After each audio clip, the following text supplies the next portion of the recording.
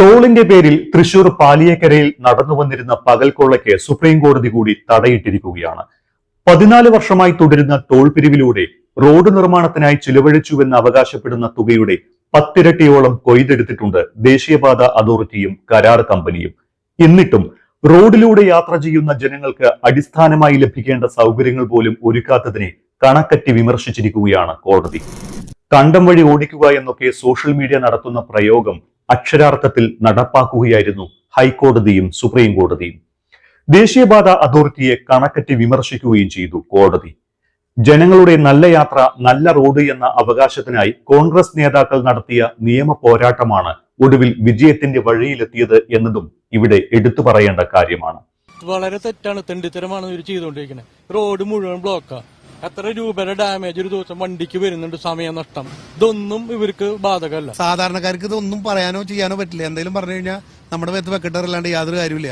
ഇവിടുത്തെ സർക്കാരുണ്ട്, ഒരു ആൾക്കാരുണ്ട്, ആരും നാദല്ല കളി വട്ടക്കളിയാണ് ഇവിടുത്തെ കാര്യങ്ങളൊക്കെ.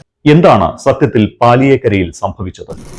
മണിക്കൂറുകളോളം കിലോമീറ്ററുകൾ നീളുന്ന ഇടപ്പള്ളി മണ്ണുത്തി ദേശീയപാതയിലെ ഗതാഗത കുരുക്ക് പരിഹരിക്കണമെന്നാവശ്യപ്പെട്ടാണ് കേരള ഹൈക്കോടതിക്ക് മുന്നിൽ പരാതികൾ എത്തുന്നത്. KPCC സെക്രട്ടറി ഷാജി കോടങ്ങത്തും തൃശൂർ DCC പ്രസിഡന്റ് ജോസഫ് ടാജറ്റും youth Congress vice president OJ ജിനീഷുമാണ് കോടതിയെ സമീപിച്ചത്. സ്വന്തം അനുഭവം ചൂണ്ടിക്കാട്ടിയാണ് ജിനീഷ് കോടതിയെ സമീപിക്കുന്നത്. ഗതാഗത കുരുക്കിൽപ്പെട്ട് സാമ്പത്തിക നഷ്ടവും സമയനഷ്ടവും ഇന്ധന നഷ്ടവും സഹിച്ചു വരുന്ന ഒരു യാത്രക്കാരൻ എന്ന നിലയിൽ ജിനീഷ് ഉയർത്തിയ വാദമുഖങ്ങൾ കോടതി മുഖവിലക്കെടുത്തു. ദേശീയപാതയിലെ പ്രശ്നങ്ങൾ പരിഹരിക്കാൻ വേണ്ടത്ര സമയം കൊടുത്തിട്ടും ഒരു നടപടിയും എടുക്കാതിരുന്ന ദേശീയപാത അതോറിറ്റിയെ കണക്കറ്റ് ഹൈക്കോടതി വിമർശിച്ചു. ഓഗസ്റ്റ് 6-ന് പാലിയേക്കരയിലെ ടോൾ പിരിവ് താൽക്കാലികമായി നിർത്തിവെച്ചുകൊണ്ട് ഹൈക്കോടതി ഉത്തരവിടുകയും ചെയ്തു. ഹർജിക്കാരിൽ ഒരാളായ ഷാജി കോടകണ്ടത്ത് വിധി വന്നതിന് പിന്നാലെ ടോൾ പ്ലാസയിൽ ലഡു വിതരണം ചെയ്തു.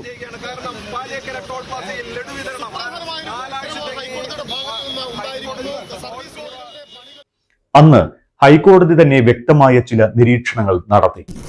ദേശീയപാതയിലെ ഗതാഗത പ്രശ്നം പരിഹരിക്കാൻ അടിയന്തരമായി ഇടപെടണമെന്ന് ഹൈക്കോടതി കർശന നിർദ്ദേശമാണ് അന്ന് നൽകിയത്. കോടതി ഉന്നയിച്ച ചില ചോദ്യങ്ങളും നിരീക്ഷണങ്ങളും ഇങ്ങനെയായിരുന്നു. ഫെബ്രുവരി മുതൽ NHAIക്ക് ചില നിർദ്ദേശങ്ങൾ കോടതി നൽകിയില്ലേ എന്നാണ് ആദ്യത്തെ ചോദ്യം. നൽകിയിട്ടുണ്ട്.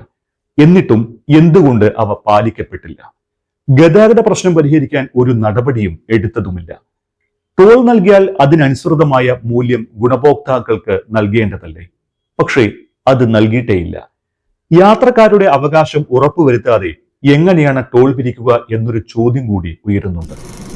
ദേശീയപാതയിലെ യാത്രക്കാരുടെ താല്പര്യം NHAI അവഗണിച്ചുവെന്നും കേന്ദ്ര സർക്കാരാണ് ഗതാഗത കുരുക്കിൽ ഇടപെടേണ്ടത് എന്നും പ്രശ്നം പരിഹരിക്കേണ്ടത് എന്നും കോടതി നിരീക്ഷിച്ചിരുന്നു. അതായത് 323 കോടി രൂപയ്ക്ക് കരാർ ചെയ്ത കമ്പനി 723 കോടി രൂപ ചെലവായി എന്നുള്ളത് കള്ളക്കണക്ക് എഴുതി.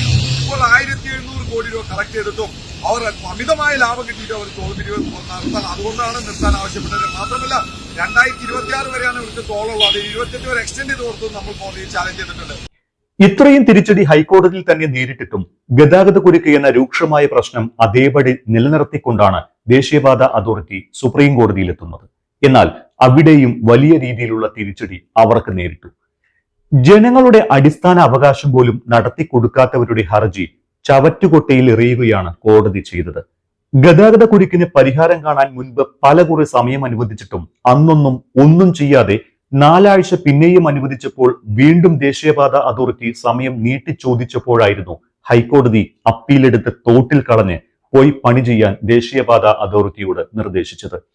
താൻ നേരിട്ട് കണ്ടതാണ് പാലിയേക്കരയിലെ റോഡിന്റെ അവസ്ഥയെന്നും ഇത്രയും മോശം റോഡിൽ എങ്ങനെയാണ് ടോൾ പിരിക്കുക എന്ന് സുപ്രീം കോടതി ചീഫ് ജസ്റ്റിസ് പോലും ചോദിക്കുന്ന അവസ്ഥയുണ്ടായി.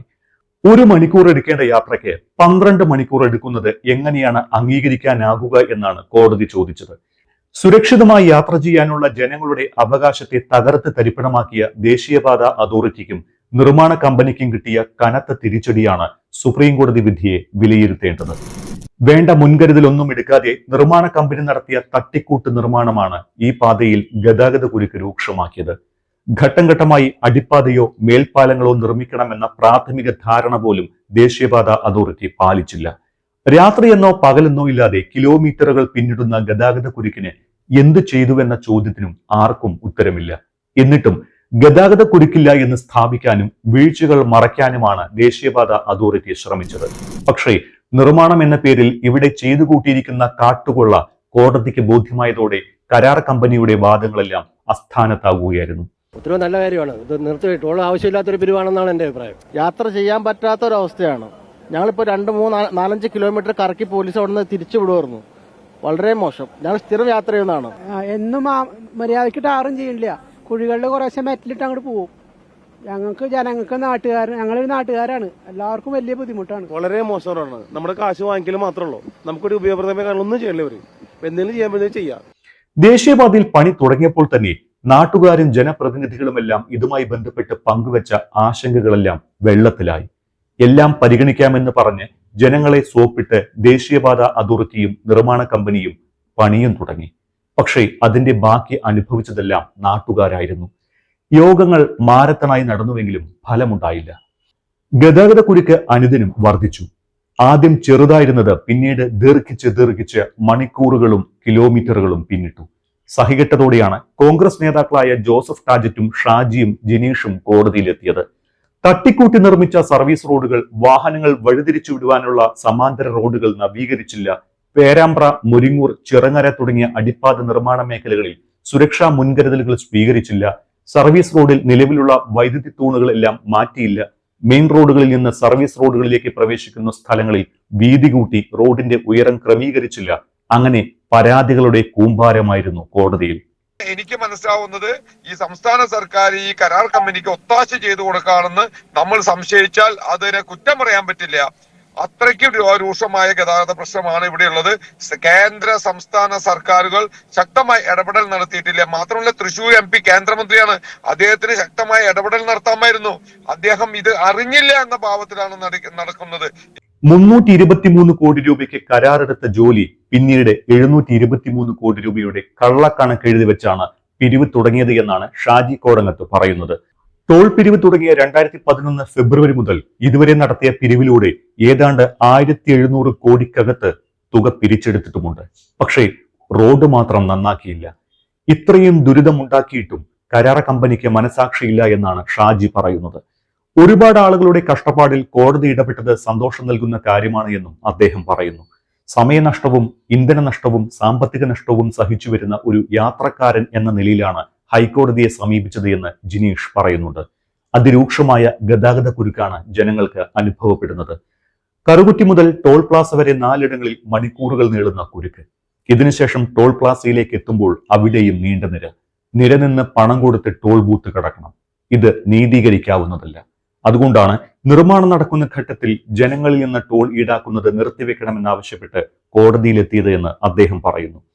ടോൾ കൊടുക്കുക എന്നത് യാത്രക്കാരുടെ നിയമപരമായ ബാധ്യതയാണെങ്കിൽ പോലും സുഗമമായ ഗതാഗതം ഉറപ്പാക്കുന്നതിൽ വീഴ്ച വരുമ്പോൾ ടോൾ ആവശ്യപ്പെടാൻ ദേശീയപാത അതോറിറ്റിക്കും കരാറുകാർക്കും കഴിയില്ല എന്ന വസ്തുത കാണാതെ പോകരുത്.